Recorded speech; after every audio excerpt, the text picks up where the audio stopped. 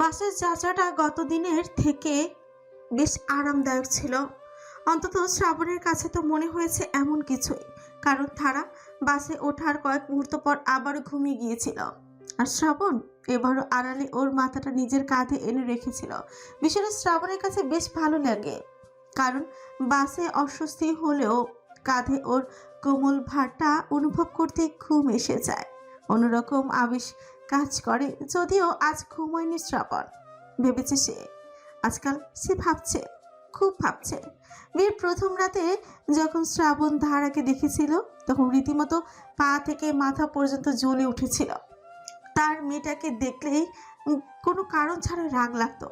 ইচ্ছে করতো অকারণে বকতে, ধমকাতে, চোখের সামনে দেখতে ইচ্ছেই করতো না। কিন্তু সেই কঠিন নির্দয় অনুভূতিটা আর নেই মনে হয়। গ্রামে এসে অনেক সান্নিধ্য ছিল তারা। প্রায় পুরোটা সময়ই মেয়েটাকে বড় করেছে সে, আর বরাবরই অভিভূত হয়েছে। হ্যাঁ, এটা ঠিক যে ধারার বয়স কিছুটা কম, কিন্তু তাতে কি? এতটুকু বয়সে মেয়েটা যত ঝড় ঝাপটা সহ্য করেছে, যেভাবে চাচা চাচির অত্যাচার সহ্য করেছে, পারিবারিক কাজকর্ম শিখেছে, সেভাবে তো কোনো সাধারণ মেয়েই থাকে না। শ্রাবণের সাথে বিয়ে হয় যে ধারা মোটামুটি একটা যার নাম থেকে মুক্তি পেয়ে বেরিয়ে এসেছে, এইটা এই মুহূর্তে আবিষ্কার করেছে শ্রাবণ। তখনই শ্রাবণের ভেতরকার বিবেক সত্তা ছিঁচিয়ে উঠল। মোটেই না, ধারা মোটেই জাহান্নাম থেকে বের হয়ে জান্নাতে প্রবেশ করেনি, বরং একইভাবে, একই কষ্টে, একই নিয়মে, শুধু ভিন্ন স্থান থেকে সে অবহেলা পেয়েছে। আগে পেয়েছে চাচা চাচির কাছ থেকে, আর এখন পাচ্ছে স্বয়ং তোর কাছ থেকে। শ্রাবণের বুকের ভেতরটা কেমন যেন হাহাকার করে উঠল। তাহলে ধারা আসলে কারো কাছে ভালোবাসা নামে কিছু পায়নি। সবসময় কেবল কষ্ট, সবসময় অপমান। অথচ সে শ্রাবণ শেখ স্বামী হয়েও কি দিয়েছে? সে তো চাইলে অন্তত একটা নিরাপদ বুকে আশ্রয় দিতে পারত, অথচ দেয়নি। বরং প্রথম রাতে সে নিজেই ধারার চোখে ভয় বসিয়েছে, অপছন্দের দেয়াল তুলে দিয়েছে। শ্রাবণ ঠোঁট কামড়ে নিল। মাথার ভিতর কেবল একটা সত্যিই প্রতিধ্বনি হতে লাগলো, ধারা শুধু অবহেলিত হয়েছে প্রতিবার, আর সেই অবহেলার অংশীদার এখন সেও। মেয়েটা পাশে নিশ্চিন্তে ঘুমাচ্ছে, মাথা তার কাঁধে হেলে আছে। কত সহজে ভরসা করেছে, অথচ সে ভরসার যোগ্য তো কখনো ছিলই না। চোখের কোণায় অদ্ভুত একটা ভার অনুভব করলো শ্রাবণ। হঠাৎ যেন নিজের ভেতরে প্রতিজ্ঞার মতো একটা অনুভূতি জেগে উঠল। এবার থেকে ধারা অবহেলিত হবে না, অন্তত তার জীবনে যতদিন শ্রাবণ আছে ততদিন। শ্রাবণ ঠোঁট চেপে ধরল, বুকের ভেতর দ্বিধার ছাড়। ভালোবাসার শব্দটা তো তার কাছে কখনোই ছিল না সহজ। জীবনে সবকিছু হিসেব করে চলেছে সে। কোথায় কত সময় দিবে, কার সাথে কেমন ব্যবহার করবে, ভালোবাসা ওটা তো তার কাছে এক প্রকার বিলাসিতাই ছিল। কিন্তু এখন ধারা ঘুমিয়ে আছে, তার কাঁধে মাথা, তার ছোট্ট নিঃশ্বাস বুক ছুঁয়ে যাচ্ছে। এই শ্রাবণ মুহূর্তেই বুঝলো, ভালোবাসা আসলে কোনো বিলাসিতা না, এটা প্রয়োজন। ধারা যেমন পানির জন্য পিপাসিত, ঠিক তেমনি ভালোবাসার জন্য পিপাসিত। মনে মনে শ্রাবণের সত্তাটা বলে উঠল, তুই পারিস শ্রাবণ, তুই চাইলে ওকে ভালোবাসতে পারিস, ওর পাশে দাঁড়াতে পারিস। প্রশ্নটা যেন বারবার তার মাথায় ঘুরপাক খেতে লাগলো। ভালোবাসা কি কথায় প্রকাশ করতে হয় নাকি কাজে? সে কি কখনো শিখেছে কাউকে ভালোবাসতে? না, কিন্তু আজ মনে হচ্ছে শেখার দরকার নেই। ধারার জন্য যা করবে সেটাই ভালোবাসা। শ্রাবণ আবারও একবার ধারার দিকে তাকালো। ম্লান আলোয় মুখটা মুখটা কতটা শান্ত, শান্ত কতটা নিরীহ। একটা নিঃশব্দ অঙ্গীকার যেন বুকের গভীরে গেঁথে গেল। শ্রাবণ মাথা হিলিয়ে নিল সামান্য, যেন নিজের কাঁধের আশ্রয়টা ধারার জন্য আরো নরম হয়ে ওঠে। সিদ্ধান্ত নিয়ে ফেলে শ্রাবণ, সে হয়তো ধারাকে এখনো ভালোবাসতে পারবে না, তবে অবহেলা করবে না। মানুষ হিসেবে অন্তত সম্মান, মায়া, স্নেহ সব দেবে। এরপর দেখা যাক কি হয়, কারণ নিজের অনুভূতি নিয়ে একদমই নিশ্চিত নয় শ্রাবণ। বাসের যাত্রা শেষ করে ট্যাক্সি করে বাড়ির সামনে আসলো দুজন। ব্যাগের সংখ্যা আরেকটা বেড়ে গেছে। ললিতা খাতুন অনেক ঘাটি মধু, দুধ, সবজি, ফলমূল পাঠিয়েছে গ্রাম থেকে, সেসবই ব্যাগে আনতে হয়েছে। ধারা কোনো কেন যেন একটু অস্বস্তি হচ্ছে। তাকে সালমা বেগম বলেছিলেন, এই 7 দিনে আমার ছেলেকে জাদুটনা করে ফেলবে, বুঝলে? আসার পর আমি যেন আমার ছেলেকে তোমার হাত ধরে বাড়িতে ঢুকতে দেখি। মন খারাপ হলো ধারার। এই কথাটা ভেবেই কেমন যেন মনে হলো শ্রাবণ শেখ তার হাত ধরে বাড়িতে ঢুকবে। এও হয় নাকি? তার ভাবনার মধ্যে দারোয়ান এসে ব্যাগপত্র ভেতরে যেতে শুরু করে। আর শ্রাবণ কোনো কিছু না ভেবে ফট করে ধারার কবজি আলতো করে ধরে বলে। চলো।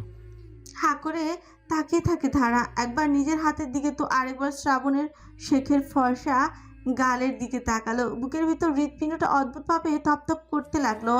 হাতের মুঠোয় শ্রাবণের আঙুলের উষ্ণতা ছড়িয়ে পড়েছে শরীরের ভেতরটায়। বিস্ফোরিত চোখে আবারও নিজের হাতের দিকে তাকালো সে। এটা কি সত্যি?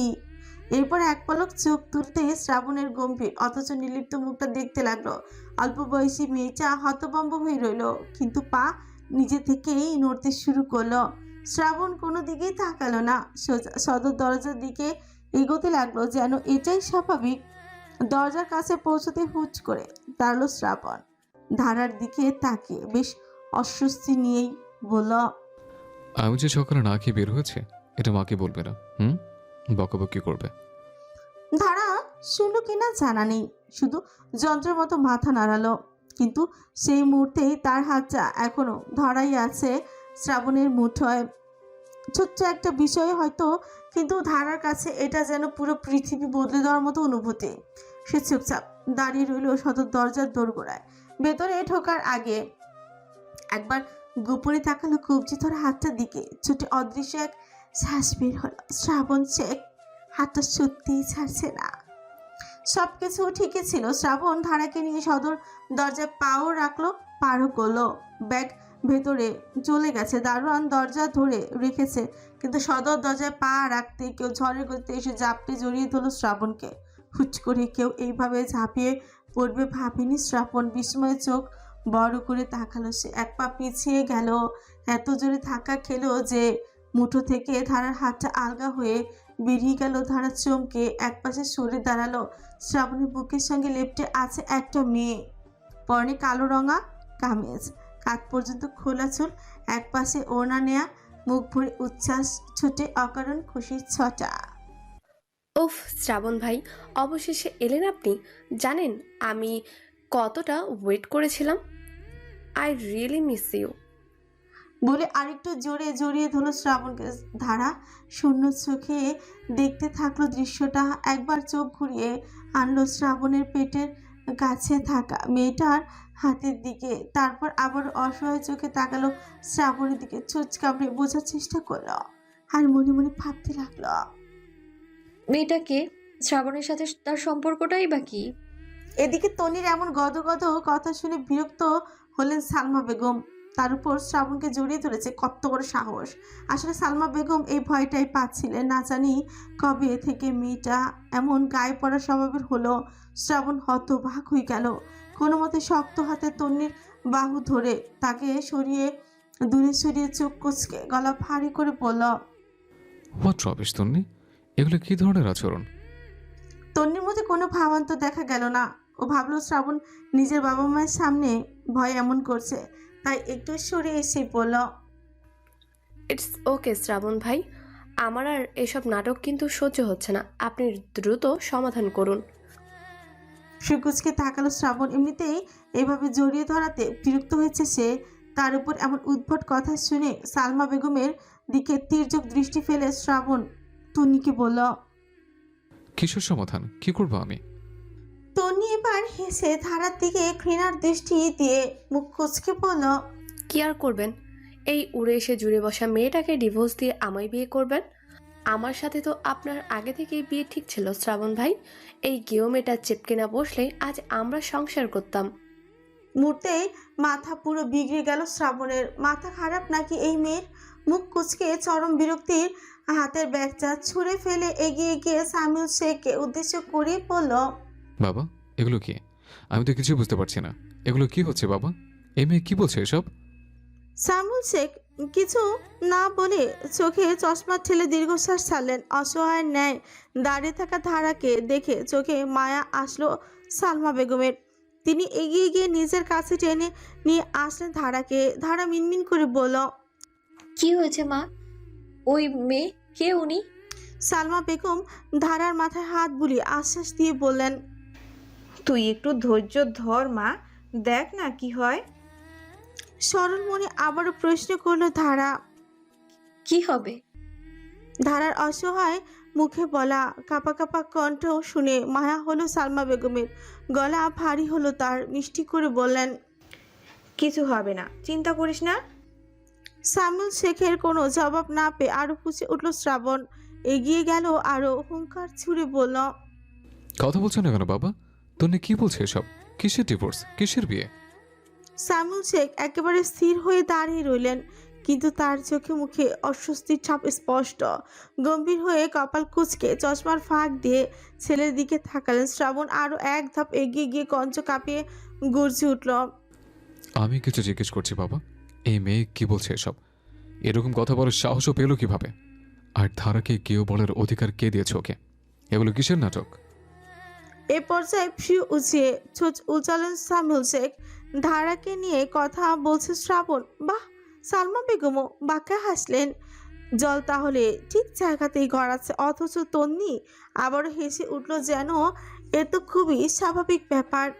হাত কোমরে দিয়ে বলল, আরে শ্রাবণ ভাই, নাটক কিসের? আপনার মাই তো বারবার বলেছিলেন আমার সাথে আপনার বিয়ে হবে। আমি তো সেই বিশ্বাসেই বসেছিলাম। বাড়ির সবাই জানে এখন এই কেউ মেয়েটাকে বিয়ে করে নিয়েছেন ভুল করে, অথচ আমায় অস্বীকার করছেন। এটা কি ঠিক হচ্ছে? ধারা শুনে একেবারে স্তব্ধ। বুকের ভিতর কেমন ভেঙে যাচ্ছে সবকিছু, অথচ তার ঠোঁট শুকনো, কিছুই বলতে পারছে না। প্রতিবারের মতো ছোট কামড়ে মাথা নিচু করলো। শ্রাবণের রাগ এখন সীমা ছাড়িয়ে গেছে। সে সরাসরি তন্নির দিকে আঙুল তুলে বলল, ইউ শাট আপ তন্নি। কে তোমাকে এসে বাজে কথা বলে সাহস দিয়েছে? আমি জীবনে একবারও তোমাকে বিয়ে করবো বলিনি। তুমি আমার কি, হ্যাঁ? লিটারালি বলতে গেলে তুমি আমার কাছে একদম অপরিচিত একটা মেয়ে। এসব নোংরা নাটক করবে না আমাদের বাড়িতে। ঘরের ভিতর সবার নিঃশ্বাস আটকে গেল। সালমা বেগম হাসি ঠোঁটে চেপে শক্ত করে আঁকড়ে ধরলেন ধারার কাঁধ। ধারা তবুও তাকিয়ে রইল অবিশ্বাসের চোখে ভরা। সামিউল শেখ এবার দীর্ঘশ্বাস ফেলে ধীর কঞ্চে বললেন, শ্রাবণ, শান্ত হ তুই। আমরা বসে কথা বলি। তুই সোফায় এসে বস, আমি সব বুঝে বুঝি তোকে। শ্রাবণ আসলে একটু শান্ত হলো। হাত গুটিয়ে মাথা নিচু করে রাখা ধারার দিকে এক পলক তাকিয়ে সোফায় ধপ করে বসে পড়ল। শোন শ্রাবণ, তুই যখন বিদেশে ছিলি তখন তোর মা আবেগে আপ্লুত হয়ে তন্নিকে তোর বউ হিসেবে পছন্দ করেছিল। আর সত্যিই তোর অগোচরে আমরা তন্নির পরিবারের সাথে বিয়ে নিয়ে কথাবার্তা চালাচ্ছিলাম। তবে সেটা চূড়ান্ত হয়নি। কথা ছিল তুই বাড়িতে ফিরলে কথা চূড়ান্ত করে ফেলব, কিন্তু তার আগেই তো ধারাকে পেলাম, তাই আমিও তাড়াহুড়ো করে বিয়ে দিলাম। এক মুহূর্তে শ্রাবণের মাথার ভেতর আগুন জ্বলে উঠল। এসব কি নাটক শুরু করেছে তার বাবা মা? বিয়েটা কি নাটক নাকি? গলা ফাটিয়ে বলে উঠল, বাবা, এত বড় কথা আমার কাছে লুকিয়ে রাখলে তোমরা? তোমরা কে কাকে ঠিক করেছিলে সেটা তোমাদের একান্তগত ব্যক্তিগত ব্যাপার, সেটা তো আমি জানি না। আর এখন তন্নিকে আমার ঘরে ঢুকতে দিলে কেন? ওকে সায় দিচ্ছ কেন? আমার বউয়ের সামনে এই অপমান, এটা তুমি সহ্য করলে? ও কোন সাহসে আমার বউয়ের সামনে আমাকে জড়িয়ে ধরে? কে অধিকার দিয়েছে? সাইমুল শেখ আবারও হতবাক হওয়ার মতো ভান করে ঠোঁট উল্টালেন। মোক্ষম সুযোগ পেয়ে সালমা বেগম বাঁকা হেসে চিনি চিনি বললেন, বউ? কে তোর বউ? নিতান্তই খেপিয়ে খোঁচা দেওয়ার মতো একটা কথা বললেন সালমা বেগম। অথচ অপ্রস্তুত না হয়ে শ্রাবণ অগ্নিদৃষ্টি নিক্ষেপ করলো মায়ের দিকে, যাতে স্পষ্ট অসহায়তা ও টের পাওয়া গেল। সালমা বেগম এমন ভান করলেন যেন তিনি জানতেনই না তার ছেলের বউকে।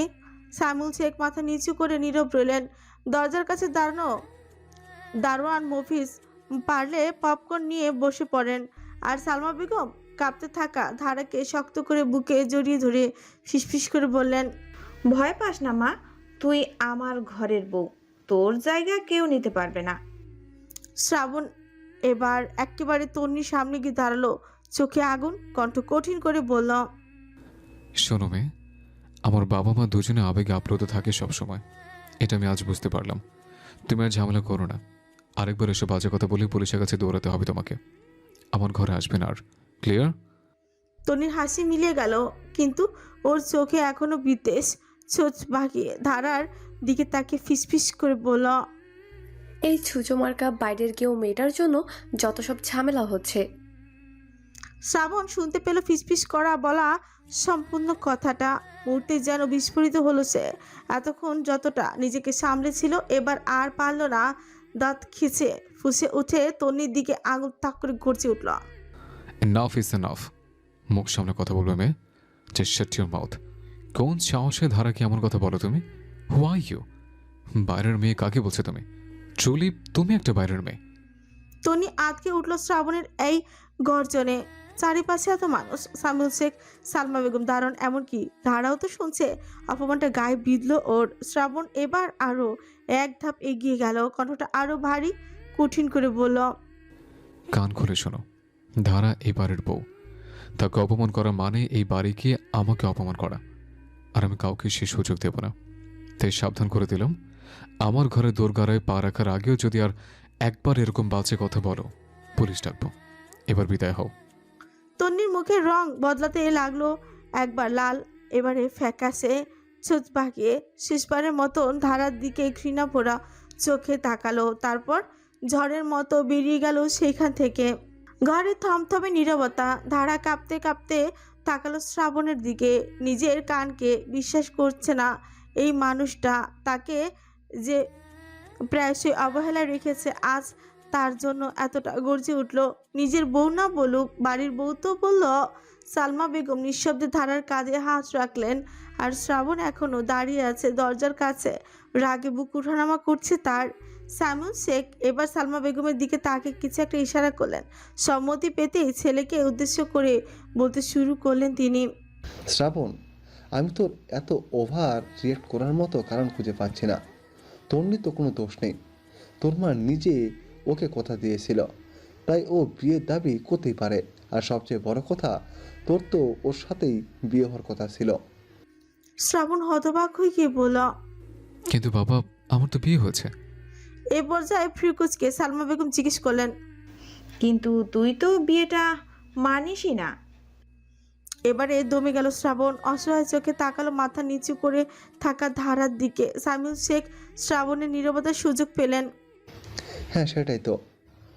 তুই নাকি তোর মাকে বলেছিলি তুই ধারাকে কখনই মেনে নিবি না, ওকে বউ মানবি না, হ্যান ত্যান আর কত কি। তো এমনটা হলে তন্নিকে বিয়ে করতে সমস্যা কি? ধারাকে ডিভোর্স দিয়ে তন্নিকে বিয়ে করতেই পারিস। আমরা অনুমতি দিলাম, তোর শখ পূরণ হলো, আর তন্নির পরিবারের কাছে আমাদের সম্মানটাও থাকবে। ধারাকেও আমি না হয় একটা জায়গায় সেট করে দেব। শ্রাবণের বুকটা কেঁপে উঠলো। হুট করে ডিভোর্স শব্দটা চক্কর খেলো হৃদয়ে। আগের থেকেও বেশি মায়া ভরা চোখে তাকালো ধারার দিকে। কি আশ্চর্য, মেয়েটা কিছু বলছে না কেন? কেন এভাবে মাথা নিচু করে রয়েছে? ও কি কিছু বলবে না? এরই মধ্যে সালমা বেগমও আবারও খোঁচা দিয়ে বললেন, হ্যাঁ গো, তোমার ছেলে তো আমায় বিয়ের পরের দিনই গর্ব করে বলল যে সে নাকি ধারাকে কখনো বউ হিসেবে মানবেই না। চোখ খিচে বন্ধ করলো শ্রাবণ। হ্যাঁ, সে বলেছিল, আসলেই বলেছিল, কিন্তু তখন তো পরিস্থিতি ভিন্ন ছিল। আর এখন মাথা নিচু করলো শ্রাবণ। ধারার দিকে তাকাতে পারল না সালমা বেগম আর সামিউল শেখ আবারও ইশারা করে একে অপরকে কিছু একটা বোঝালেন। এবারে শেষ কুটিটা ফেললেন সামিউল শেখ। ধারার কাছে এগিয়ে গিয়ে বললেন, ধারা, আমার কথা শোনো। বৌমা, আমি একটা ভুল করে ফেলেছি। তন্নির বাবার কাছে কথা দিয়েছি যে শ্রাবণ রাজি থাকলে তন্নিকেই বউ বানাবো। এখন দেখলে তো কেমন পরিস্থিতি। যদি শ্রাবণের সাথে তোমার ডিভোর্স করিয়ে দিই, তোমার কি কোনো সমস্যা আছে? ধারা কিছু বলার আগে সালমা বেগম বললেন, সমস্যা থাকবে কেন? ও তো সংসারই করেনি, একটা রাতও তো শ্রাবণের ঘরেও থাকেনি। এই পর্যায়ে শ্রাবণের ইচ্ছে করলো ছিচিয়ে বলতে, না, ও ছিল। ও আমার সাথে ঘুমিয়েছে। আমি দেখেছি ওর ঘুমন্ত মুখ, দেখছি কত নিষ্পাপ ভঙ্গিতে মেয়েটা ঘুমায়। কিন্তু আত্মসম্মানের কাছে চুপ করে রইল শ্রাবণ শেখ। বলল না। ধারা ওর সাথে এক রাত হলেও থেকেছে। শুধু স্বামী স্ত্রীর মতো ঘনিষ্ঠ হয়নি। সামিউল শেখ এবার ধারার মাথায় হাত দিয়ে জানতে চাইলো, ধারামা, তোমাকে আমি এই বাড়িতে মেয়ের মতোই রাখবো। ডিভোর্সের পরেও এই বাড়িতে রাখবো তোমায়। পরে ভালো ছেলে পেলে বিয়ে দিয়ে দেবো। আমার সিদ্ধান্তে তোমার কোনো আপত্তি আছে? শ্রাবণ এই পর্যায়ে সরু চোখে চাইলো। বুকের ভেতর যেন কেমন এক অদ্ভুত যন্ত্রণা অনুভব করলো। খুব করে মনে মনে চাইলো যে ধারা আপত্তি করবে, কিছু একটা তো বলবে, কিন্তু সবাইকে অবাক করে ধারা দুই দিকে মাথা নেড়ে বলল। আপনার যা ভালো মনে করেন। ধারা কথাটা বলা মাত্র শ্রাবণের মনে হলো বুকের ভেতর কেউ যেন ছুরি চালিয়ে দিল। দাঁত চেপে চুপ করে রইল সে। গলা শুকিয়ে কাঠ হয়ে গেছে। চোখ মেলে ধারার দিকে তাকাতে চাইলো, কিন্তু তাকাতে পারলো না, কারণ ও জানে ধারা এখনো মাথা নিচু করে দাঁড়িয়ে আছে। কোনো প্রতিবাদ নেই, কোনো কান্না নেই, কোনো শব্দ নেই, শুধু নিঃশব্দে সম্মতি দিল মেয়েটা। অথচ এই সম্মতি যেন এক অগ্নিবাণ হয়ে বিঁধল শ্রাবণের বুকে। মাথার ভেতর চেঁচিয়ে উঠল শ্রাবণের বিবেক। কেন কিছু বলছিস না তুই? কেন ওকে থামাচ্ছিস না? বল, তুই ডিভোর্স দিবি না? বল। হ্যাঁ, মেয়েটা তোর বউ, ওকে ছাড়বি না তুই? বল শ্রাবণ, বল। কিন্তু ঠোঁট নাড়ল না শ্রাবণের। আত্মসম্মান যেন শিকল হয়ে আটকে দিল তার মুখ। বাবা মায়ের সামনে গলা উঁচু করার সাহসও হলো না, কারণ সেই তো নিজের বাবা মাকে বলেছে সে মানবে না ধারাকে। ধারার মুখশ্রীতে কোনো অভিব্যক্তি নেই, শুধু শান্ত স্বরে সম্মতি দিল, কিন্তু ভেতরে ভেতরে যে ঝড় বয়ে যাচ্ছে। বুকের ভেতর এত বড় আঘাত, অথচ ছোট দিয়ে বের হলো না কোনো শব্দ, কোনো কথা। ধারা নিজের মনেই বলল, আমার কি আদৌ কখনো কোনো সিদ্ধান্তের অধিকার ছিল? চাচা চাচির বাড়ি, সেখান থেকে শ্বশুর বাড়ি, সব জায়গায় শুধু অন্যরা সিদ্ধান্ত নিয়েছে, আজও তাই হলো। তার বুকটা কেঁপে উঠলো অজানা কষ্টে। সে ভেবেছিল অন্তত শ্রাবণ কিছু বলবে, একটুখানি থামাবে, চোখ তুলে তাকাবে আর বলবে, না, ধারা আমার বউ। কিন্তু কিচ্ছু হলো না। ধারার চোখ দুটো অশ্রুতে ভারী হয়ে উঠল, তবে সে কান্না চেপে রাখলো। মাথা নিচু রেখেই নিজের কষ্টটা গিলে নিল। অভ্যাস হয়ে গেছে সারা জীবন নিঃশব্দে কষ্ট সহ্য করার। আর শ্রাবণ, সে দাঁড়িয়ে রইল পাথরের মতো। এই পর্যায়ে রাগও হলো শ্রাবণের। চোখ সরু করে বুক ধকধক করতে করতে ভেতরে শুধু একটাই কথা প্রতিধ্বনি হলো, ধারা আমাকে ভরসা করলো না কেন? কেন আমার নির্বিকার রইল? ও সত্যিকে চায় আমি ওকে ছেড়ে দিই? সালমা বেগম ধীর পায়ে ধারার কাঁধে হাত রাখলেন, বললেন, চল মা, তুই একটু ভেতরে আয়। মাথাটা গরম হয়ে আছে সবার। তুই কিছু ভাবিস না, সব ঠিক হয়ে যাবে। ধারা কোনো কথা বলল না, শুধু নিঃশব্দে সালমা বেগমের পিছু নিল। হাঁটতে হাঁটতেই বুকের ভেতরটা কেমন যেন হালকা হয়ে আসছিল, যেন কোনো অদৃশ্য ভার নামছে, অথচ তার জায়গায় জমেছে এক অজানা শূন্যতা। শ্রাবণ অসহায় চোখে ধারার প্রস্থান দেখল। ঘরে ঢুকে সালমা বেগম দরজা টেনে দিলেন, তারপর নরম কণ্ঠে ধারাকে বললেন, ভয় পাস না মা, আমি তো আছি, সব ঠিক হয়ে যাবে। এই কথাগুলো ধারার কানে ঢুকলো ঠিকই, কিন্তু বুকের ভেতর কোনো আশ্বাস কাটলো না, বরং মাথা এলিয়ে বলল, ঠিক আছে মা। মেয়েটার কণ্ঠ শুনে বুকটা ধক করে উঠলো সালমা বেগমের। বুঝতে পারলো মেয়েটা কান্না আটকে রেখেছে, গলা ধরে গেছে। তিনি এবার ধারার মাথায় হাত বুলিয়ে ফট করে জিজ্ঞেস করলেন, তুই কি শ্রাবণকে ভালোবাসিস? ফট করে মাথা তুলে তাকালো ধারা। এই সময় এমন ভয়ানক প্রশ্ন আশা করেনি। ছোট ফেঁচে হতবাক হয়ে কিছুক্ষণ তাকিয়ে রইল, তারপর নিঃশব্দে দুই দিকে মাথানো, যার অর্থ না। সালমা বেগম মুচকি হাসলেন। তাহলে কাঁদছিস কেন? ধারা চুচ কামড়ে মাথা নিচু করে বলল, জানি না। আর কষ্ট দিতে চাইলো না সালমা বেগম। মেয়েটাকে একা থাকতে দিয়ে আদরের হাত বুলিয়ে ধারাকে ফ্রেশ হতে বলে চলে গেলেন ঘর থেকে। এইবারে ধপ করে বিছানার মেঝেতে বসে পড়লো ধারা। এক মুহূর্তে ভেঙে পড়লো তার ভেতরে সেই শক্ত দেয়াল, যেটা সেই এতদিন ধরে আঁকড়ে ছিল।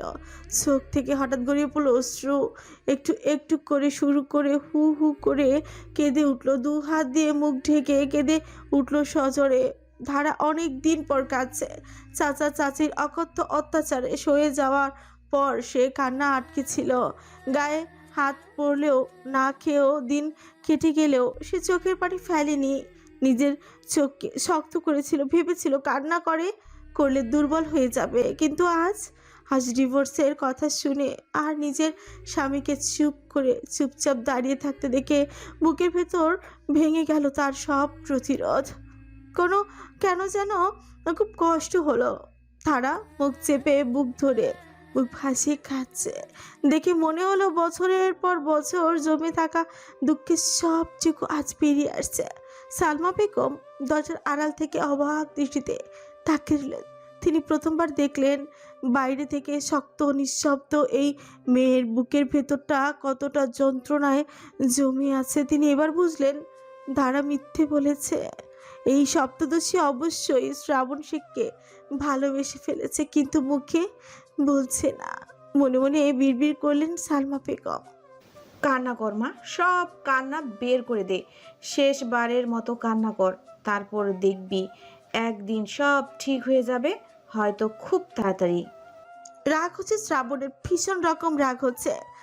সেটা নিজের উপর নাকি কারোর উপর তাও ঠিকঠাক টের পাওয়া যাচ্ছে না। তবে শ্রাবণ এটা জানে এসব আর সহ্য হচ্ছে না। তার বাবা মা পেয়েছেটা কি? এইসব কি নাটক, ছেলে খেলা নাকি? প্রথমে এক মেয়ের সাথে বিয়ে দিবে, তারপর আবার আরেক মেয়েকে বিয়ে করতে বলবে। এইসব কি, কেন হবে এইসব? আরে বাবা, তাকে তো একটু সময় দিতে পারতো। বিয়ের 7 দিনের মাথায় ডিভোর্স দিয়ে আবারও বিয়ের কথা বলছে। পায়চারি করতে থাকলো শ্রাবণ। পরনের শার্টটা মুহূর্তেই খুলে ছুঁড়ে ফেলো বিছানায়। 2 হাত দিয়ে নিজের চুল আঁকড়ে ধরে ডিবানে থপ করে বসে পড়ল। মাথা নিচু করে ভাবতে থাকলো কেন সে আত্মসম্মানের কাছে এভাবে হার মানছে। কারণ এটাই শ্রাবণ শেখের স্বভাব। কিন্তু তাই বলে এভাবে সবকিছু মেনে নেবে নাকি? পা ঝাঁকিয়ে থুতনিতে আঙুল বুলিয়ে চোখ বন্ধ করলো শ্রাবণ। চিন্তা করতে করতেই টের পেল গুনগুন করে আসে কান্নার আওয়াজ। তার পাশের ঘর থেকে রিনটি নিয়ে কান্নার শব্দটা তার কানে এসে তীক্ষ্ণ স্বরে বাড়ি খেল। মূর্তি ফট করে চোখ জোড়া খুলে ফেলল সে।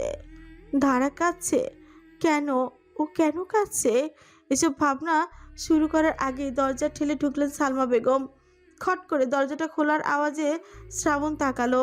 সালমা বেগমকে দেখেই অভিমানে মাথা চাড়া দিল। তার মা সবকিছু বুঝে না বুঝে ফান করছে কেন? তাই মুখ ফিরিয়ে নিয়ে বলল, এসব নাটক ছাড়া তোমরা কি আর কিছু করতে পারো না? যখন ডিভোর্সই করিয়ে দেবে তাহলে বিয়ে দিয়েছিলে কেন? তামাশা পেয়েছো? সালমা বেগম ধীরে ধীরে ঘরের ভিতরে ঢুকলেন। দরজায় ঠেস দিয়ে কিছুক্ষণ চুপ করে দাঁড়িয়ে থাকলেন। শ্রাবণ তখনও মুখ ফিরিয়ে বসে আছে, রাগে বুক ওঠানামা করছে। কিছুক্ষণ নীরব থাকার পর সালমা বেগম নরম ধীর গলায় বললেন, রাগ করিস না বাবা, তোর রাগের কারণ আমি বুঝি। শ্রাবণ মুখ ঘুরিয়ে তীক্ষ্ণ দৃষ্টিতে তাকালো না, বরং গলার স্বর উঁচু করলো, বুঝো? তাই নাকি? যদি এতই বুঝতে তাহলে আজ এমনটা হতো না মা। একটা বিয়ের 7 দিনও কাটেনি, এর মধ্যে আমি ডিভোর্সের কথা তুললে কেন? আমার জীবনটা কি খেলার পুতুল নাকি? আমার কথা বাদই দিলাম, ধারা গিয়ে বাবা আবার বিয়ে দিবে মানে? ওই মেয়ে এটুক বয়সে আর কতবার বিয়ে করবে? সালমা বেগম ছোটে হাত রেখে লুকিয়ে চাপা হাসি আটকে বললেন, হুট করে মনে হয় তুই চাইছিস ধারাকে নিজের কাছে রাখতে। ঠিক তখনই থেমে যাচ্ছে শ্রাবণ। শুকনো ঢোক গিলে আমতা করে বলল, সেরকম কিছু না, আমি শুধু বলছি যে ওইটুকু বাচ্চা মেয়ে কতবার বিয়ে করবে? বাবাকেও কি পুতুল পেয়েছে? সালমা বেগম ছুঁচ কামড়ে হাসি আটকে ভ্রু উঁচিয়ে তাকিয়ে থাকলেন শ্রাবণের দিকে। দেখলেন আর কত অজুহাত তার ছেলে তৈরি করতে পারে। তার এমন দৃষ্টিতে অপ্রস্তুত হয়ে শ্রাবণ নিজের কথা ফিরিয়ে নিল। আচ্ছা, ওর কথা বাদ দাও। আমাকে কি পেয়েছো তোমরা? 2 বার বিয়ে করবো আমি? পাগল নাকি? সালমা বেগম ধীরে ধীরে তার সামনে গিয়ে ডিবারে বসলেন। মৃদু হেসে ছেলের দিকে তাকিয়ে বললেন, না তেমনটা না, তবে তুই তো ছোট থেকে এমনই, যা ঠিক মনে করিস তাই আঁকড়ে ধরিস। কিন্তু সব সময় কি নিজের জেদি ঠিক হয়? কখনো ভেবে দেখেছিস আসলে তুই কি চাস? শ্রাবণ সুকুচকে তাকালো। মানে এই যে ডিভোর্সের কথা উঠতেই তোকে এতটা রেগে যেতে হলো কেন? যদি ধারা তোর কাছে একেবারেই গুরুত্বহীন হতো তাহলে তুই কি এতটা উত্তেজিত হতিস? শুধু বাবা মার নাটক নিয়ে রাগ করলে তোর রাগের মধ্যে এত কষ্ট আসতো না বাবা। কষ্টটা আসছে অন্য জায়গা থেকে। শ্রাবণ চুপ করে গেল, মায়ের দিকে তাকিয়ে চোখ সরিয়ে নিল, চোখ কামড়ালো, শুকনো চোখ গিলে নিজেকে লুকোতে এলোমেলো দৃষ্টি ফেলল। সে নিজেও একটু একটু বুঝতে পেরেছে, কিন্তু স্বীকারোক্তিটা মন থেকেই এখনো আনেনি সেও খুব ভালো করে জানে যে কষ্টটা অন্য জায়গা থেকে আসছে। সালমা বেগম এবার আরো নরম গলায় বললেন, তুই সব সময় বলিস আত্মসম্মান আত্মসম্মান, কিন্তু বলতো আত্মসম্মান বাঁচাতে গিয়ে তুই যদি নিজের সত্যিকার অনুভূতি থেকে পালিয়ে যাস তাহলে লাভটা কি হবে? তুই কি নিশ্চিত তোর মনে ধারার জন্য কোনো জায়গা নেই? আমায় যে বলছিলি কোনো দিনও মানবি না, আসলেই কি তাই? শ্রাবণ এবার ভেতরে ভেতরে ধাক্কা খেলো, মায়ের চোখের দিকে তাকে কিছু বলতে গিয়ে থেমে গেল। মনে হলো গলার ভেতর যেন কেউ শব্দ আটকে রেখেছে। না, শ্রাবণ মনে মনেই সিদ্ধান্ত নিচ্ছে, আর যাই হোক মায়ের সামনে সে নিজে স্বীকার করবেই না। সালমা বেগম গভীর শ্বাস ফেলে উঠে দাঁড়ালেন। বাবা, আমি তোকে কিছু করতে বলছি না, শুধু নিজের ভেতরটা একটু খুঁজে দেখ। তুই কি সত্যি ডিভোর্স চাস? মানে তুই ধারাকে মেনে না নিলে তো ডিভোর্স একটা স্বাভাবিক বিষয়, নাকি ভয় পাচ্ছিস স্বীকার করতে তোকে বদলে যেতে হবে?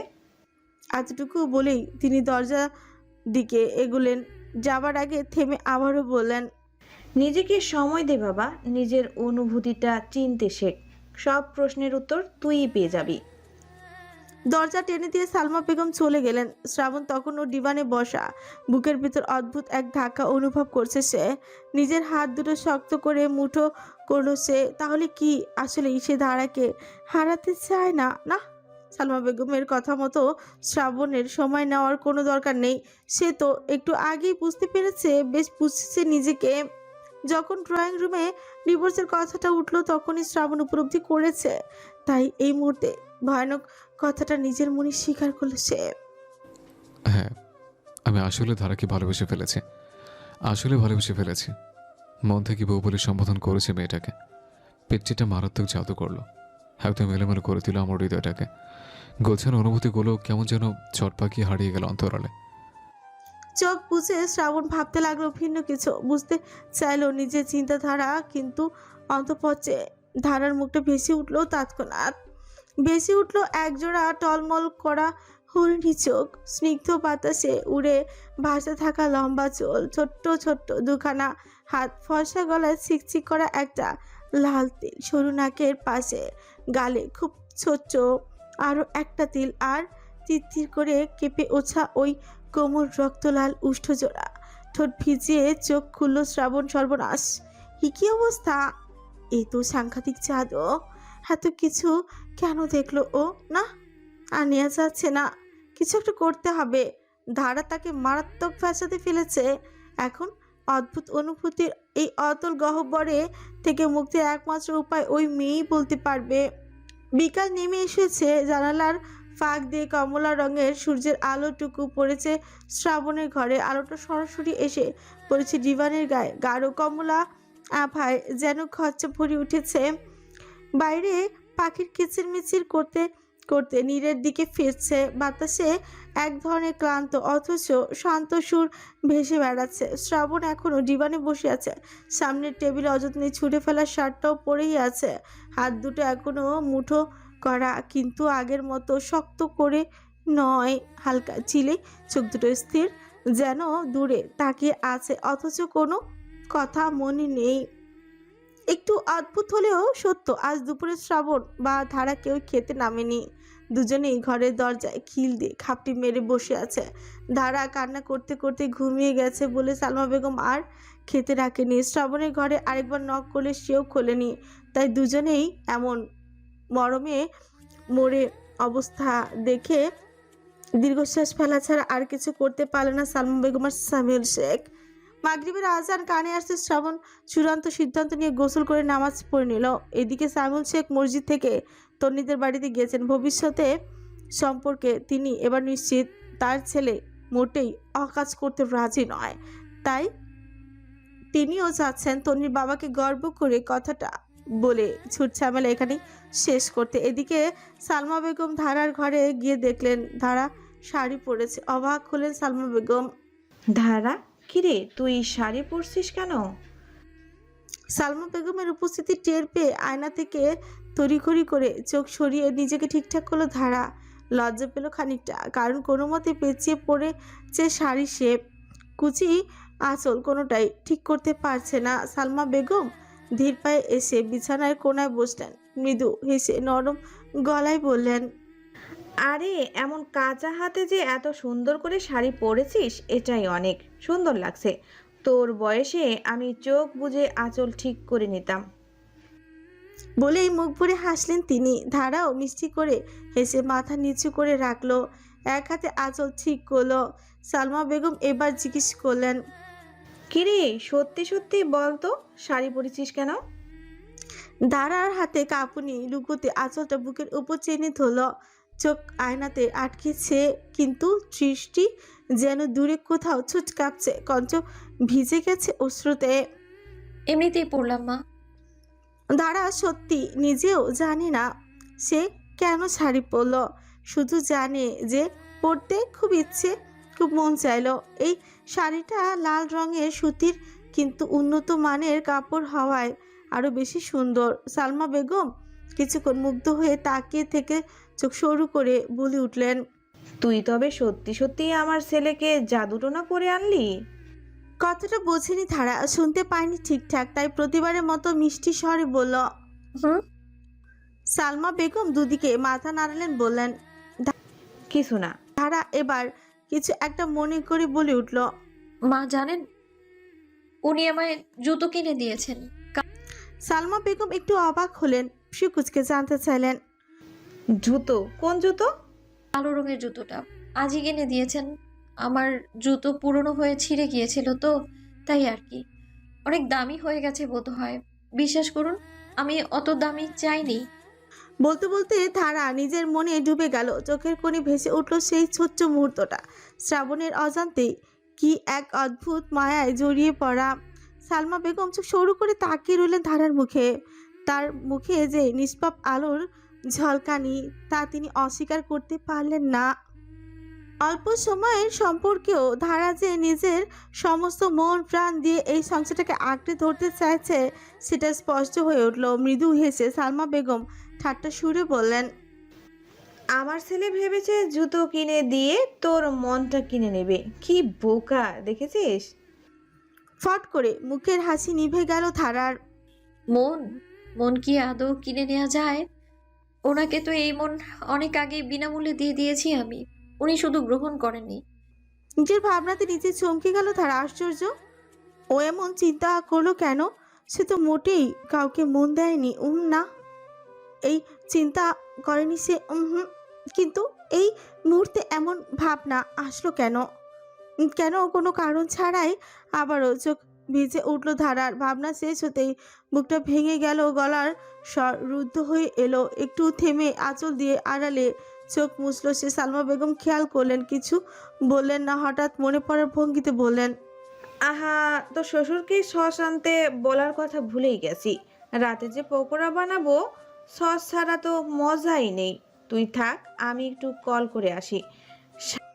ধারা মিষ্টি হেসে মাথা নাড়ালো। সালমা বেগমের প্রস্থানের পর অনেক সময় পেরিয়ে গেল। ধারা কোনো মতে এলোমেলো শাড়ি নিয়ে বারান্দায় গিয়ে দাঁড়ালো। আলতো করে ছুঁয়ে দিল বাগানে থাকা সমস্ত ফুলগুলো। এরপরে না চাইতো পাশের বেলকনিতে তাকালো, দেখলো সেই জায়গায় কোনো অস্তিত্ব নেই কারো, একদম অন্ধকার। সালমা বেগম ঠিকই বলেছিলেন, শ্রাবণের ঘরের বেলকনিতে একটুও ব্যবহার করা হয় না। শ্রাবণ কখনো বেলকনিতে আসে না। কিন্তু ধারার মন বলল, যদি শ্রাবণ বেলকনিতে আসতো তাহলে ভালো হতো। একটু পরে অধৈর্য হয়ে গেল মেজা। সালমা বেগমের অপেক্ষা করার আর তর সইল না তার। সিদ্ধান্ত নিল সালমা বেগমের ঘরেই যাবে। তাই কোনো মতে আঁচলে হাত জড়িয়ে পটলা করে পাকিয়ে থাকা হাঁটা শুরু করলো সে। শাড়িটা এবার আরও এলোমেলো লাগছে। যত তাড়াতাড়ি সম্ভব গুছিয়ে পড়তে হবে নিজের ঘরে, কিন্তু ঘর পেরিয়ে শ্রাবণের ঘরের সামনে দিয়েই যেতে হয়। গেলেই বাধে ঘোর বিপত্তি, যা কখনো কেউ ঘুণাক্ষরে কল্পনা করেনি তাই ঘটল। এক অদৃশ্য ঝড়ের মতো শক্ত হাত ধারার কবজি ধরে হ্যাচকা টান দিয়ে ঘরের ভিতরে ঠুকিয়ে নিল, আর দরজা ঠাস করে বন্ধ করে গেল। আপনি ছিটকে নিয়েও বন্ধ হলো। ঘটনাটা এত হঠাৎ ঘটলো যে ধারা প্রথমে বুঝতেই পারল না।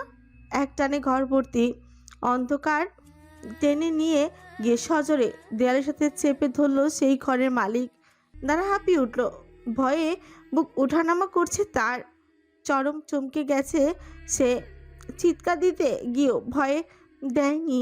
এলোমেলো শাড়ি আরও এলোমেলো হয়ে বেঁধে গেল শরীরের সাথে। পটলা পাকান আঁচল গড়িয়ে পড়ল হাতের মুঠো থেকে। চুলের খোপা ভেঙে কপালের উপর ঝুলে পড়ল এক গোছা চুল। কিন্তু কে চেনে আনলো ধারাকে এভাবে? কে তাকে এভাবে দেয়ালের সাথে চেপেই বা ধরল? ভয়ে চোখ খিচে বন্ধ করছিল ধারা, কিন্তু আলো জ্বলতেই সেই শক্ত হাতের মালিককে দেখে অন্তর আত্মা উড়ে গেল তার। মার্বেলের মতো চোখ গোল করে তাকিয়ে দুবার পলক ফেলল ধারা। সামনেই সে দেখতে পাচ্ছে সদ্য গোসল করে আসা শ্রাবণ শেখকে, যার কপালে এখনো চপচপ করে চুলের পানি পড়ছে। মানে এইমাত্রই গোসল করেছে, গায়ে আপাতত কিছু নেই, শুধু ট্রাউজার পরেছে। এমন একটা উদ্ভট পরিস্থিতি শ্রাবণকে এভাবে উদম গায়ে দেখে আরও চমকে গেল বেচারি ধারা। তার হাত দুটো শ্রাবণের হাতের মুঠো শক্ত করে ধরা, চোখ বড় বড় করে তাকিয়ে রইল সে। আপনি? শ্রাবণের বুক ধুকপুক করছে প্রচণ্ডভাবে, চোখে নেশালো ভাবে লাল নিঃশ্বাসের গরম আর ভারী কণ্ঠে অদ্ভুত ঝাঁজ মিশে গেল। পালাচ্ছ কেন? কোথায় যাচ্ছ? একবার আমার চোখের দিকে তাকিয়ে সত্যি বলবে না? তুমি বসে বসে তামাশা দেখছো? ধারার চোখে এখনো বিস্ময়। সে বুঝতেই উঠতে পারছে না এই হঠাৎ টান, এই হঠাৎ রাগ, নাকি এর ভিতরে লুকিয়ে থাকা কোনো অদ্ভুত টান।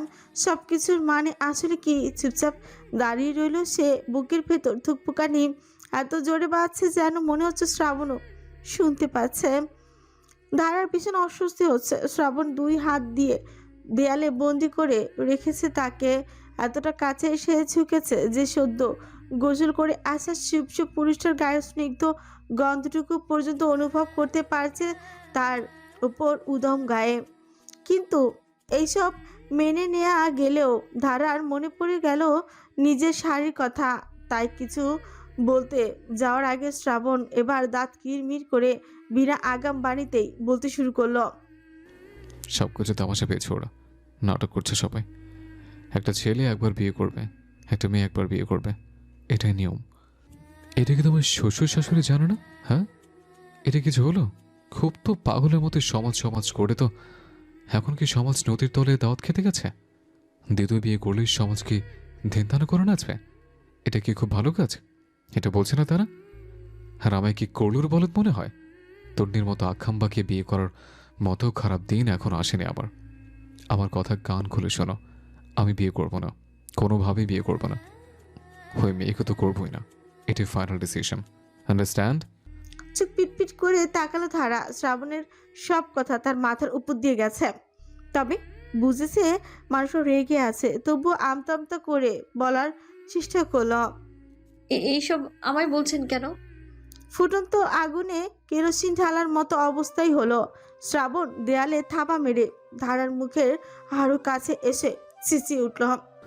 তোমাকে বলবো না তো কি পাশের বাসার আন্টিকে বলবো? তুমি তো আসল নাটের গুরু, তোমারও তো ইচ্ছে আছে। হেঁটুক একটা মেয়ে, সে নাকি দুবার বিয়ে করবে। ইস, শখ কত! লজ্জা করে না তোমার? এই বছর দুবার বিয়ে করবে? খুব শখ হয়েছে, কত সুন্দর করে বলছে। আপনারা যা ভালো মনে করেন। কেন রে, কেন? নিজের কোনো মতামত নেই? মানুষ যা করতে বলবে তাই করবে? মগের মূল্য নাকি? ঘর ভর্তি শুধু নীরবতা, শুধু শ্রাবণের গর্জন মাখা কঞ্চ আর দুজনের থুকপুকানি। ধারা দেয়ালের সাথে গা ছিকিয়ে দাঁড়িয়ে আছে, হাত দুটো এখনো শ্রাবণের শক্ত মুছে বন্দি। তার চোখ বড় বড় করে, মুখ ফ্যাকাশে। এতটা তীব্র রাগ, এতটা অবদমিত ক্ষোভের প্রকাশ সে কখনো দেখেনি। শ্রাবণ নিঃশ্বাস নিতে নিতে হঠাৎ থেমে গেল। দুজনের মাঝে কয়েক ইঞ্চি ফাঁক, অথচ সেই ফাঁকও এখন ভারী হয়ে উঠেছে। দাঁড়া ভয়ে চোখ নামিয়ে নিল, কণ্ঠ কাঁপছে। আমি কিছু চাইনি, আমি তো কিছু বলিনি। শ্রাবণের বুক উঠানামা করছে, দ্রুত গরম নিঃশ্বাস ধারা অনুভব করছে গালে। অল্পক্ষণ স্তব্ধ থেকে সে দাঁতে দাঁত চেপে বলল, এটাই তো সমস্যা। কিছু বলবে না কেন তুমি? কিছু না করে দোষ তোমার ঘাড়ে এসে পড়ছে। তুমি কি ভাবছো আমি বলছি না? সবাই চাইছে তোমাকে ঠেলে আমার থেকে দূরে নিতে, যেন তুমি কোনো খেলনা। কিন্তু শোনো ধারা, আমি খেলনা নই, তুমিও না।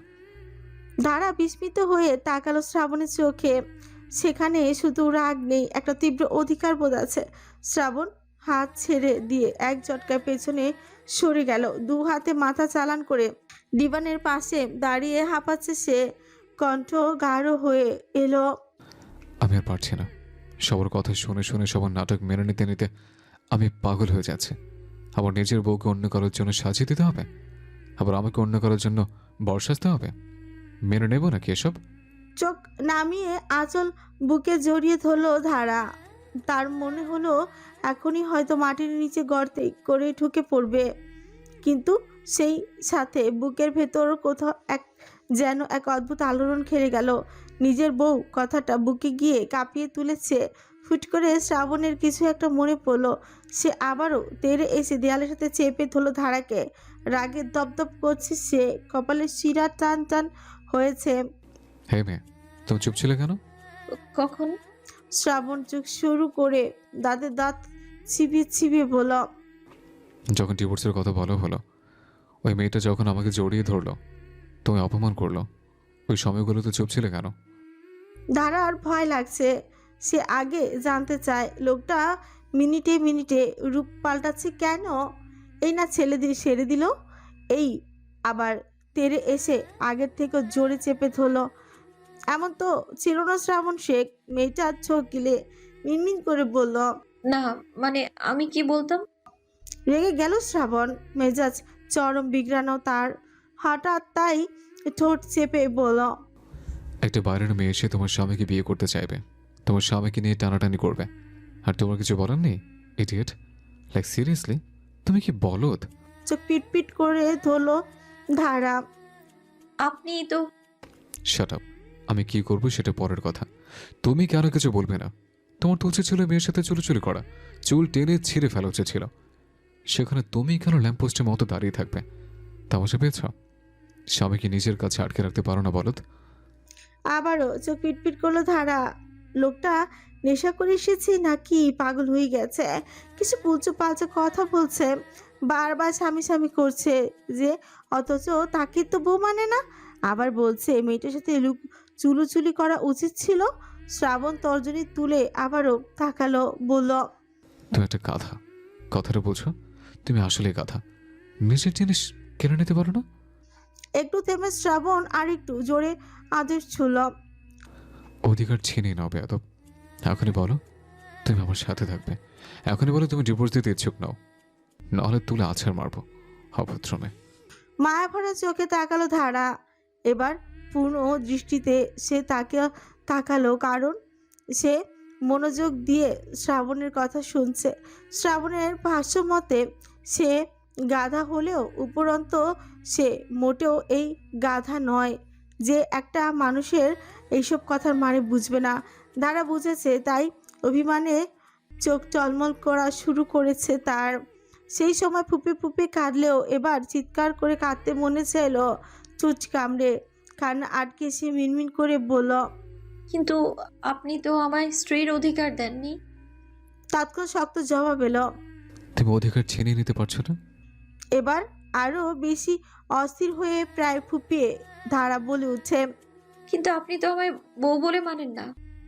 এ পর্যায়ে শ্রাবণ নিজেও শুকনো ছোক গেল। দেরি না করে দু হাতের মুঠোয় ধরে নিয়ে নিল ধারার আধুরি মুখটা। মেয়েটা দু গালে হাত রেখে একটু এগিয়ে এনে জোর দিয়ে বলতে থাকলো, এখন মানছি, এই মুহূর্তে মানছি তুমি আমার বউ। কথাটা কান খুলে শোনো মেয়ে, পুরো পৃথিবীকে বলবো আমি আমার বউ তুমি। তুমি শুধু আমারই বউ, শুধু আমার। শেষ কথাটা ভাঙা স্বরে বলল শ্রাবণ। নিজেকে দুর্বল করতে ইচ্ছে করছে, আত্মসম্মান চুলে যাক, বউয়ের সামনে আবার কিসের সেলফ রেসপেক্ট। তার এখন পুরুষ হয়ে কাঁদতে মন চাইছে, কিন্তু ধারা আর পারল না। শ্রাবণের দিকে তাকে চোখের পানি ছেড়ে দিল। চলমল করা চোখ দিয়ে অঝরে কাঁদতে থাকলো। তবদা খেয়ে গেল শ্রাবণ, কিছু বুঝতে না পেরে অসহায় মুখে জিজ্ঞেস করলো, কাঁদছো কেন? থাকতে চাও না আমার সাথে? কাঁদতে কাঁদতে কোনো মতে ধরা গলায় ধারা ফুপিয়ে উঠল, বলল, আপনি যেখানে থাকতে বলবেন সেখানেই থাকবো তো। শ্রাবণের ইচ্ছে করলো ধারাকে বুকের মাঝে ঢুকিয়ে নিতে। হাতুড়ে কান্নারত মুখটা হাজারো চুমু খেতে ইচ্ছে করলো, কিন্তু পারল না। কোথায় যেন আটকে গেল, কোথায় যেন একটু অস্বস্তির আবার রয়ে গেছে। তার মনের ইচ্ছেটা পূরণ করে একটু জড়িয়ে ধরতেও পারলো না। তবে একটা জিনিস পারবে সে, সেটা হলো শুকনো চোখ গিলে দু হাতের মাঝে মেয়েটার মুখ নিয়ে বুড়ো আঙুল দিয়ে গালের গড়িয়ে চলা অশ্রু সযত্নে মুছে দিতে। চোখের কিনারা থেকেও একটু একটু করে মুছে দিল অশ্রুকণা। ধারা আর কাঁদল না, হতবাক হয়ে তাকিয়ে রইল। এই প্রথম কেউ চোখের পানি মুছে দিচ্ছে ওর। ধারা স্থির হয়ে গেল, তার বুকের ভেতরটা কেমন যেন মোচড় দিয়ে উঠল। এতদিন ধরে যতবার কেঁদেছে কেউ কোনোদিন চোখের পানি মুছে দেয়নি তার, বরং অপমান, ধমক, অবহেলা এইসব সয়ে এসেছে সে আজ প্রথমবার। সেই চোখের পানি কারো আঙুল ছুঁয়ে দিচ্ছে যত্ন করে, মমতা নিয়ে। মুহূর্তটা অবিশ্বাস্য। ধারা আঁচল আরও শক্ত করে বুকের চেপে ধরল। মনে হলো যেন সে একেবারে অচেনা জগতে এসে পড়েছে। এ কি সত্যি হচ্ছে? আমি কি স্বপ্ন দেখছি? ভাবলো ধারা। চোখের ভেতর আবারও টলমল করা উঠল অশ্রু, কিন্তু এবার আর তা দুঃখের ছিল না, অদ্ভুত অপরিচিত এক উষ্ণতার অনুভবের। শ্রাবণ নিজের অজান্তে মগ্ন হয়ে গেল সেই কান্নারত মুখটার দিকে। অশ্রু সচল চোখে লাল হয়ে ওঠা, নাক ফোপানোর ছোট, সব মিলিয়ে এক অদ্ভুত আকর্ষণ ছড়িয়ে দিচ্ছে ধারা। মুহূর্তের রাগ, হতাশা সব উবে গেল। তার জায়গায় যেন জন্ম নিল মুগ্ধতা, একটা কোমল চান। শ্রাবণের কঞ্চ নরম হয়ে এলো। এত সুন্দর করেও যে কেউ কাঁদতে পারে, আগে জানতাম না। ধারা চোখ বড় করে তাকিয়ে আবারও চোখ নামিয়ে নিল। কিচ্ছু বলল না, শুধু বুকের ভেতরটা আরো জোরে ধুকপুক ধুকপুক করতে লাগলো। শ্রাবণ আঙুলের ছোঁয়ায় গাল থেকে শেষ অশ্রুকণাটুকু মুছে দিতে দিতে ভাবলো, যদি মেয়েটা শুধু আমার জন্য হাসে, শুধু আমার জন্য কাঁদে, তো এটাই কি সবচেয়ে বড় পাওয়া নয়? ধারার মাথা নিচু করে দেখে শ্রাবণ বুঝলো মুখ ফুসকে লজ্জা দেওয়ার মতো কথা বলেছে সে, তাই তো কথা ঘোরানোর জন্য কিছু খুঁজলো। তখনই খেয়াল করলো পিচিটা আবার শাড়ি পরেছে, তবে শাড়ির অবস্থা খুবই এলোমেলো। নরম কণ্ঠে শ্রাবণ জিজ্ঞেস করলো, শাড়ির এই অবস্থা কেন? ম্যারাথনে দৌড়ে এসছ? ধারা ভীষণ লজ্জায় গুটি গুটি মেরে গেল। শাড়ির আঁচলটা বুকের কাছে টেনে ধরলো আর চোখ নামিয়ে মিনমিন করলো, বলল, না মানে ঠিক মতো পড়তে পারিনি। মাঝে কঞ্চ কেঁপে গেল। মনে হলো এই মাত্র ধরা পড়ে গেছে সে কোনো দোষে। শ্রাবণের চোখে অদ্ভুত এক নরম ভাব এলো। আগে হলে হয়তো খেপে উঠতো অথবা ছাচ্চা করতো, কিন্তু এখন সে একেবারে অন্য মেজাজে। হালকা হেসে গলা আরো নিচু করে বলল, তোমাদের শাড়ি পরতে মানা করেছিলাম, সামলাতে কষ্ট হবে না তোমার? ধারা এবারও কোনো উত্তর দিল না, মাথা নিচু করে আরও ফেলল। তবে গোপনে মনে পড়লো আসলে সে শাড়ি পরা শিখতে চাইছিল। ফুপু বলেছিল তাকে নাকি শাড়ি পরলে সুন্দর লাগে।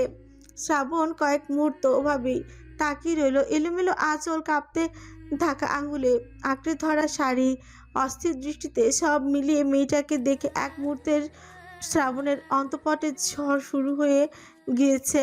হঠাৎ করেই হাত বাড়িয়ে এগিয়ে গেল সে, এক হাতে ধরা আঁচলটা আলতো করে ধরলো, আরেক হাতে তার কোমরের কাছে খসে যাওয়া ভাঁজটা ঠিক করতে করতে বলল, দাঁড়াও আমি গুছিয়ে দিই।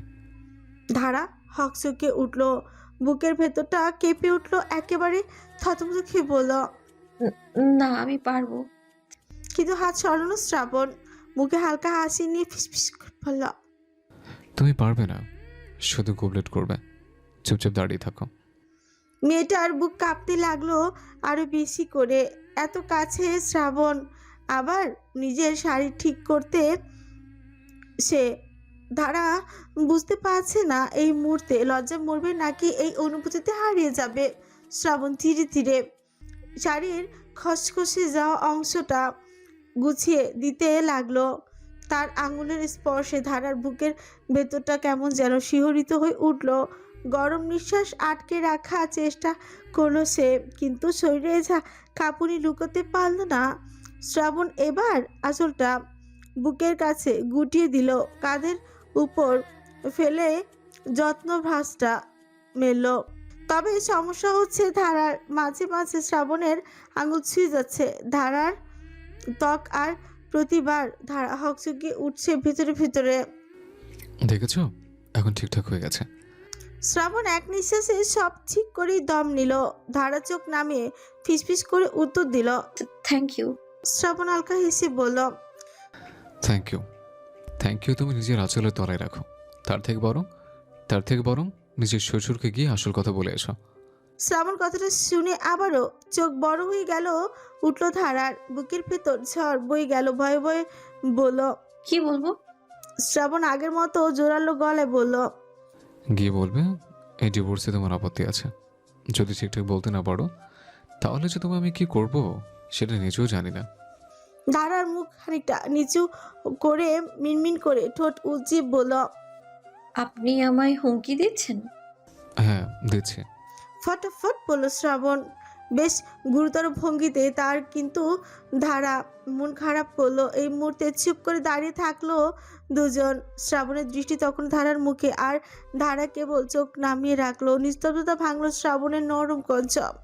ধারা ধারা চমকে তাকালো, চোখে প্রশ্ন। শ্রাবণ এক পলক তাকিয়ে ধারা নিয়ে ধীরে প্রশ্ন করলো, ঠিক আছে, তোমাকে কিছু বলতে হবে না, আমি ব্যবস্থা করব। তুমি শুধু তোমার আবেগে ডুবন্ত শ্বশুর শাশুড়ির কথায় সম্মতি দিও না।